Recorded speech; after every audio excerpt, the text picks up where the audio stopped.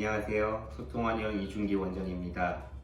어지러워 하시는 분 중에 특히 눈이 어지럽다고 이야기하시는 분들이 있습니다. 오늘은 그 이유와 상세한 증상에 대해 살펴보겠습니다.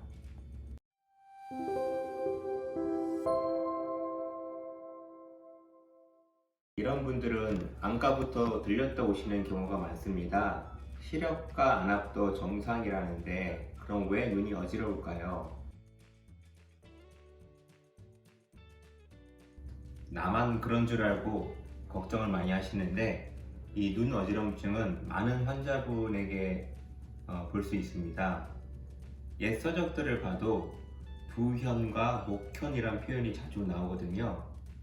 우리말로 그대로 풀면 두현은 머리가 어지럽다는 뜻이고 목현은 눈이 어지럽다는 표현입니다. 즉 예전부터 사람들은 그렇게 느끼는 경우가 많았다는 거죠. 눈이 어지러우신 환자분들을 관찰해보면 크게 세 가지 군으로 나눠지더라고요.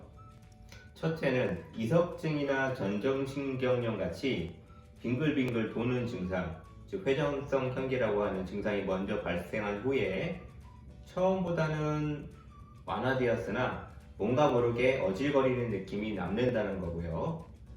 둘째로 공황장애를 예전에 또는 최근에 겪었는데 지금은 어지러운 게 더 힘들다라는 패턴이 있습니다. 셋째는 별 이유 없이 어느 날부터인가 눈 어지럼증이 생긴 케이스로 이때는 대체로 심한 회전성 어지럼증을 겪지는 않습니다.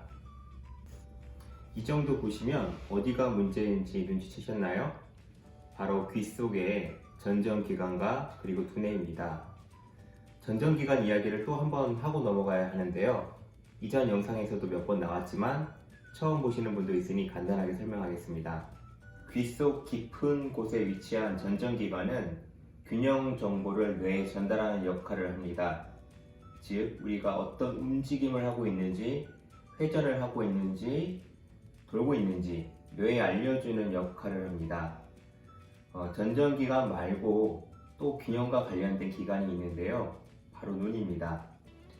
시각은 균형을 잡는 데 중요한 역할을 합니다. 예를 들어서 한발서기를 할 때 눈을 감고 있다면 더 빨리 쓰러지겠죠. 그런데 만약 한쪽 귀에 있는 전정기관이 고장났다고 생각해 보세요. 길을 걷고 있는데 눈은 내가 바로 가고 있다는 정보를 뇌에 보냈는데 귀에서는 회전을 한다는 정보를 보낸다면 뇌는 굉장히 혼란스럽겠죠. 이때 어지럼증을 느끼게 됩니다.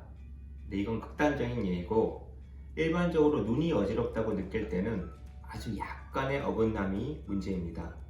그래서 일상생활을 할 정도는 되는데 뭔가 정상은 아니다.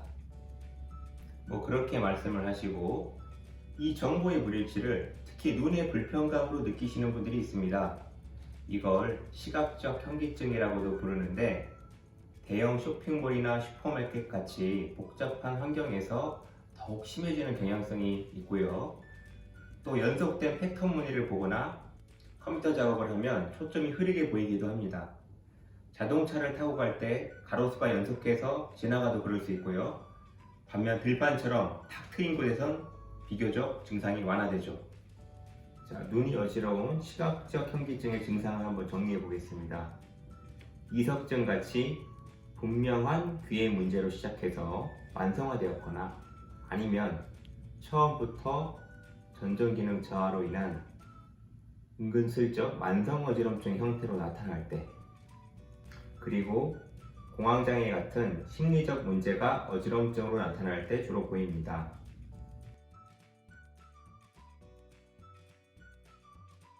머릿속에는 뇌척수에 혈액 같은 액체가 흐르면서 노폐물을 제거하기도 하고 신경을 안정화시키고 영양을 공급하기도 합니다. 만약 이 순환이 떨어지면 뇌는 때로는 과열되게 되고요. 귀에 탈이 나기도 합니다. 또 누군가는 신경회로가 예민해져서 불안을 느끼게 됩니다.